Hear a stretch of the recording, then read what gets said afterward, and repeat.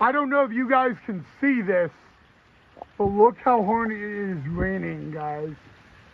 OMG.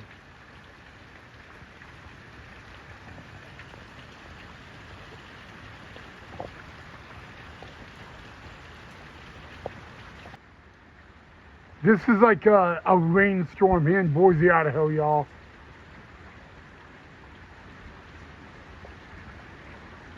Oh my God.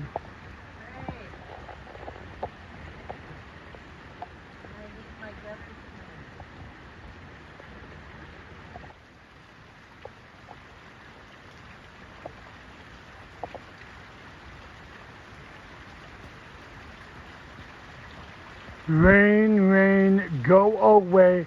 You gotta come again another day.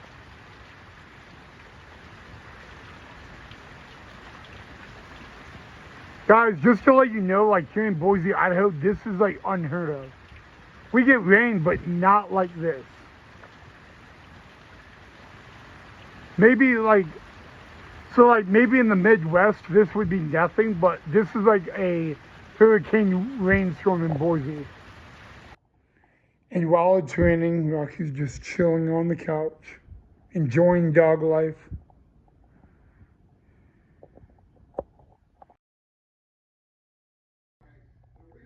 All right, guys, watch this. Prank. Look how cute he is. Prank. See, he knows that word, guys. Prank.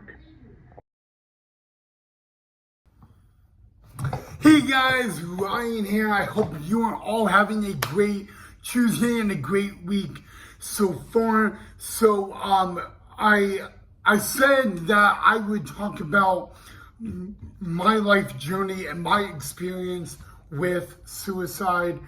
So I just want to warn you guys that this is going to be trigger warning.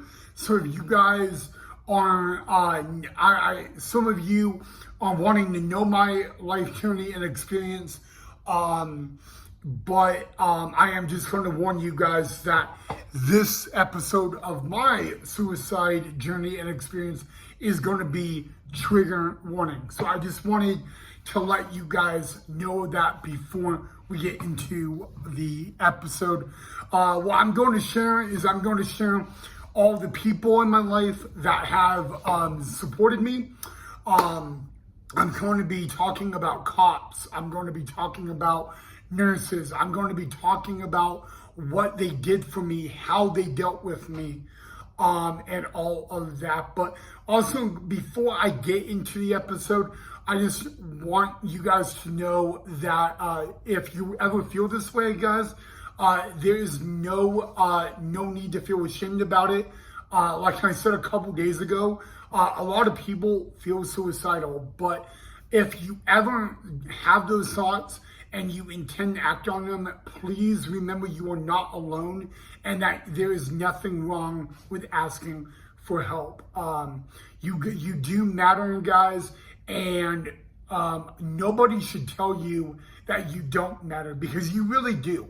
Okay, so enough with the blah, blah, blah. Let's get into my journey. Please remember, guys, that this is also my experience. So everybody's experience is different. But just sit back, relax. But I am going to say again, this is a trigger warning. Okay, oh man, I am, I got to admit, I am a little bit nervous to talk about this because I really haven't talked about this a whole lot. But let me start from the first time it ever happened. Man, so when I was in high school, I got bullied very, very severely, and one of the bullies, my sophomore year, told me on the way home that I would be better off not being alive. And all of that. Obviously, guys, high school bullying is very, very serious. I did not even think that bullying could get to that extreme. And yeah, anywho, a few hours after that, my mom had to call the cops on me, and all that. And I really don't know how to say this like in a positive way, but I will not lie when I say this. The two people that night that really saved my life are two people. My grandma, who actually caught me doing it and got my mom on the phone, and then of course my mom. When I look back at that night, and it's been over 10 years, that night does haunt me still, to this day. But literally, if it wasn't for, my mom calling 911, I would not be here today and all that. Police were probably at my house within 2 minutes the most. And yeah, I mean, it was not a fun exchange, and all that. I was, on that night, I was totally, if I can say, nearly broken. I had to be hit with less lethal, which is, think of a beanbag gun, and think about getting hit by it. What happened, guys, is I was fine, but I want you guys to understand that being told that you're better off dead, obviously, you always say that could never happen to me. It could never happen to you, but it very well can. And it's something, guys, that obviously you would say, well, why would anyone say that? Just ignore them. But in reality, it's hard to ignore that. When someone actually tells you that, guys, it is something that obviously is terrible and all that. I made it through that. I got better, and all that. So that was a little rundown into my high school life, and all that. From my sophomore year in high school to my senior year, I was probably told I was better off dead over 10 times.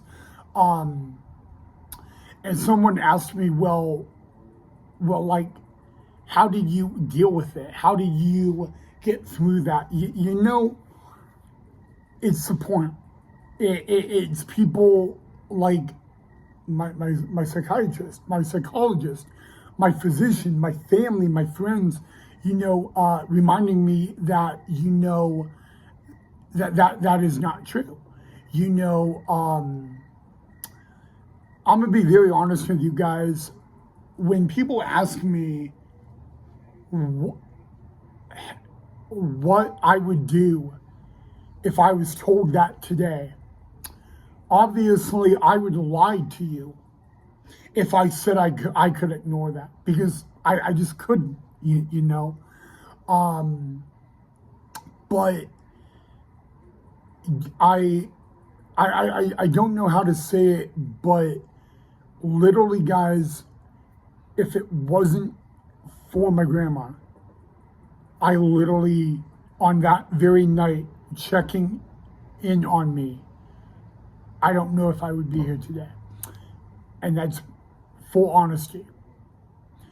When I talk about it, I haven't spoken about that night a lot, but the one thing I have had to talk about when I talk about it, even to this day, is that it's amazing that my grandma did not know what happened that day at school, and yet maybe there was a sign to go check in on me. Anywho, I was taken to a local medical facility. I was put into a mental hospital the very next night, and I did 4 weeks then. And And it took me a while, guys, and I'm going to be very honest. It took me a very long time to realize that I do belong here. For many weeks after that night, I believed that I did not belong here, and I was better off dead.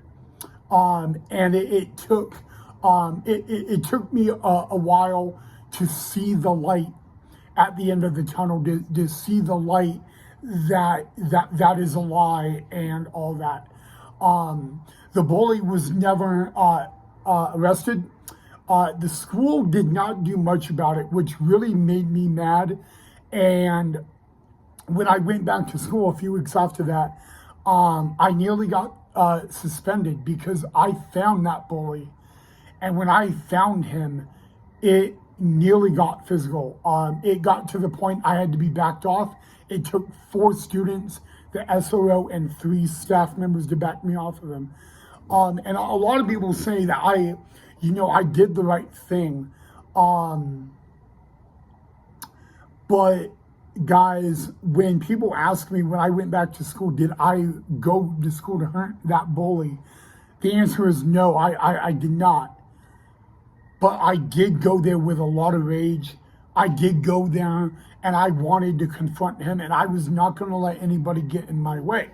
And the one thing my grandma told me that morning is, she's like, Ryan, you know what you have to do. Make sure you don't start it, you finish it.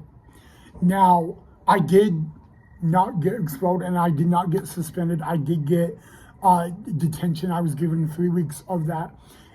And the one thing is it was worth 3 weeks of detention and all that. What I did is I stood up for myself.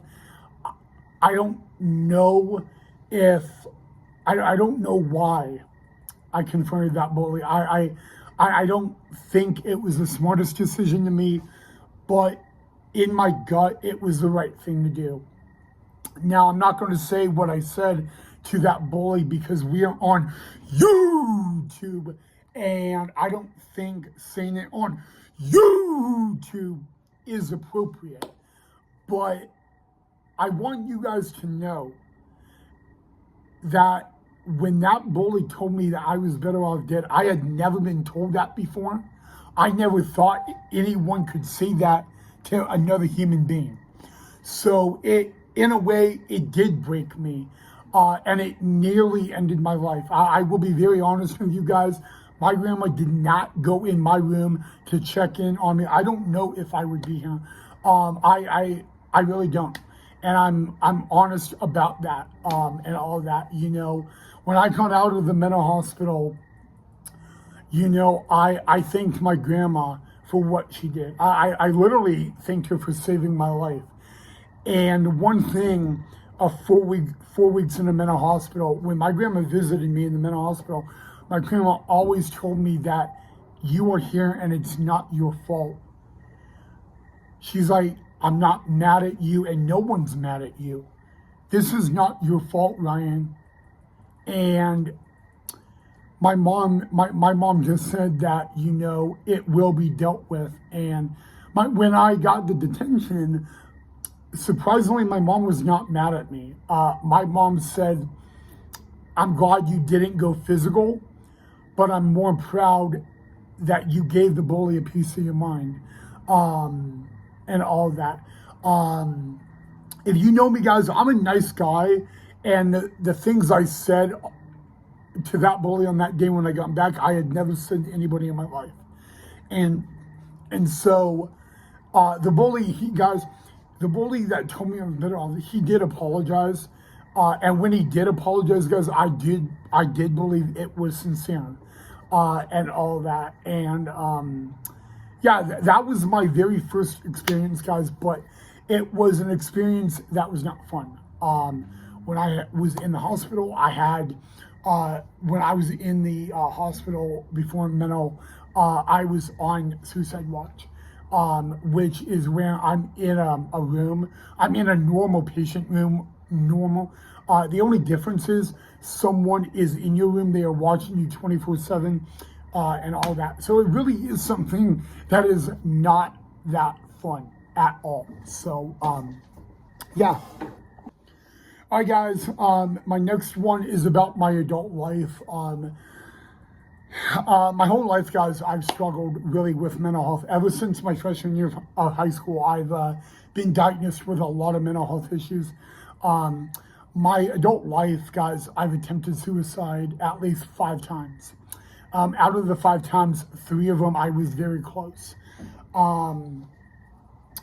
But one night I was feeling really suicidal, and I decided to take a walk. And my mom ended up calling the cops.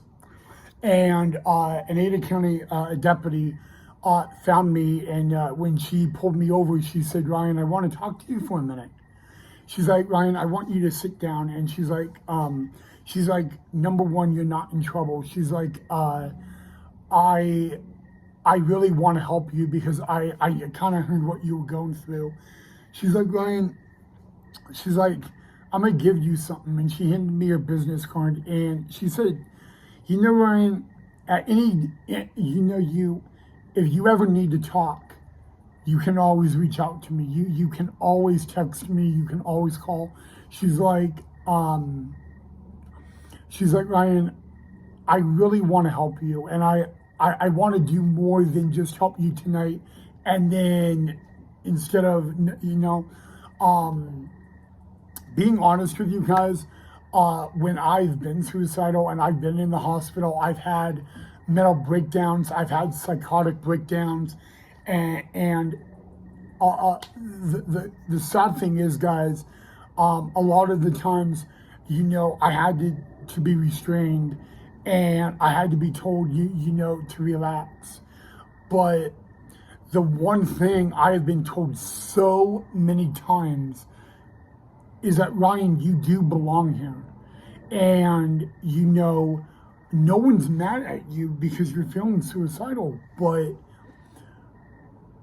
you kind of also understand that it will take time. Getting better will take time. You're not going to get better overnight. You may be really suicidal right now, but it takes time to get better. But the one thing nurses have told me, doctors have told me, police have told me in that time is, they're like, the one thing I will give you credit, Ryan, is no matter how bad it gets, you do the work.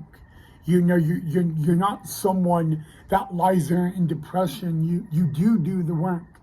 And I want to tell you guys, the one thing I say about mental health, guys, is that you cannot help someone unless they are willing to help themselves. Now, when they are suicidal, guys, everybody is different.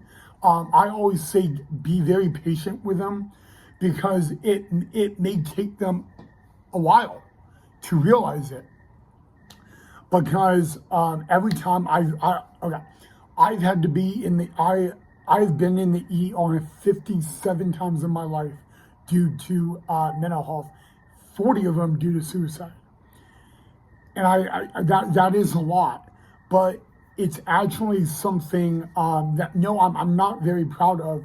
But every time I go, guys, I don't like it.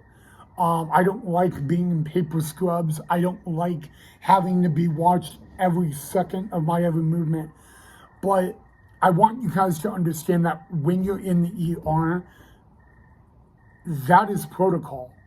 You may not like it, but it is protocol. Everybody says that, it, guys. If I'm suicidal at home, I have the easy way or the hard way. And I'll explain what the hard way is. The hard way is I go to the hospital by ambulance or by police. The easy way is I go willingly, okay? And all that. Now, you're going to say, well, if that's the difference, there's got to be another difference. There is, guys.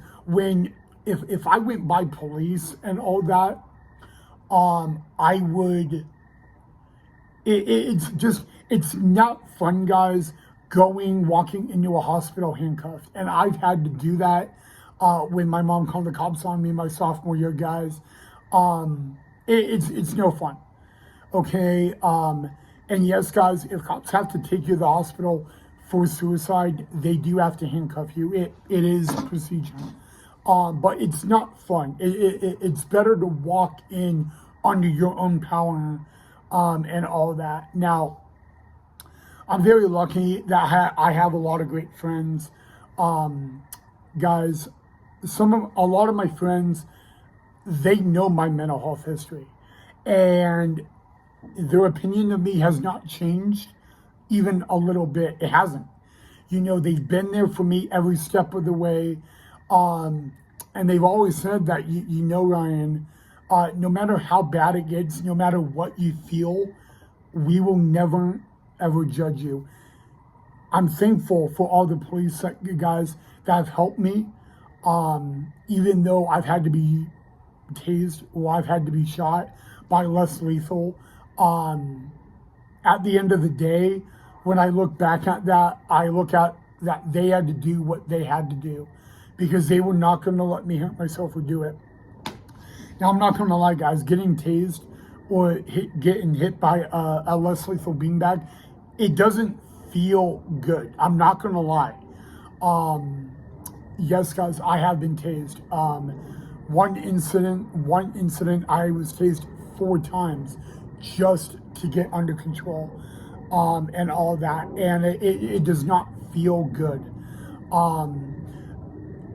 The deputy that tased me, she felt so bad. She gave me a hug and she said, Ryan, she apologized. And a few weeks later, I reached out to her and I said, that night you did what you had to do. And I should be apologizing. Now, guys, not everybody has a good relationship with law enforcement, but I am thankful and I am blessed that I do. If I ever struggle with mental health, I am in a system where they would know what my name is, my history, and how to deal with me. Not every state has that, because I don't want to bore you guys to death, but my journey has never been easy with suicide. It never gets easier every time I feel that way. And the one thing I want to tell you guys is, no, I am not perfect. I struggle with suicide to this day. I can't say I don't struggle with it, because I do. And all that. But the one thing I'm thankful, guys, is that if I'm ever struggling, I know you guys, maybe you guys don't know me that well. Maybe you guys enjoy my videos, but I know you guys would not judge me. And I'm thankful to have you guys. I've been depressed and I've done episodes while being depressed, and you guys have always showed love. But I want to just remind you guys that if you ever see someone who's suicidal, please be there for them. Make sure they're safe. Do whatever you can as a friend to make sure they are safe. And if you are not knowing if they're going to do it, make sure you get law enforcement involved. Please understand, guys, that if someone you know is suicidal and they have autism like me, or Asperger's or something like that, if you ever call 911, let them know that is important, and all that. But most importantly, guys, make sure that if someone ever tells you that they are suicidal, take it seriously. Tell them that they are valued, that they love them. But please, give them a praise for telling you that, because if they tell you that, they trust you. And that's very, very important to know, okay? If they ever tell you that, guys, it can worry you, it can be stressful on you.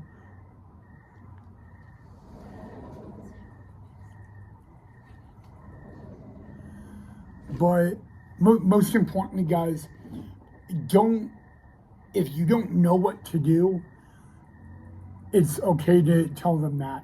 But of course, guys, don't ignore it, and all of that. So I don't know if that's a weird suicide story, but my journey with suicide, guys, there's a whole lot more. I just don't want to be here all night boring you guys to death with it, guys. If you guys have any questions that you want me to talk a little bit more and go into detail, let me know. I'm more than happy to do that. but I just wanted to give you a little rundown, guys. Again, I am not perfect. I'm not even close to perfect. All right. But before I end, tomorrow's a new month, guys. We are going to be discussing Domestic Violence Awareness Month. We are going to be talking how you guys can stop that, raise awareness, and all that. So we will be talking about that in the month of October. Thank you guys for listening. Let me know if there's anything else you want to know more about. I'm more than happy to share with you guys. And make sure you take care of yourself and each other. And remember, guys, do what everybody's done. My friends, police, nurses, doctors, telling me that I do matter, that I am valued, guys. What that does is it's a small act of kindness. And a small act of kindness, guys, it makes the world a better place. We can't make the world a better place on our own, but we can do it together. Remember, guys, just a small act of kindness, it goes a long way.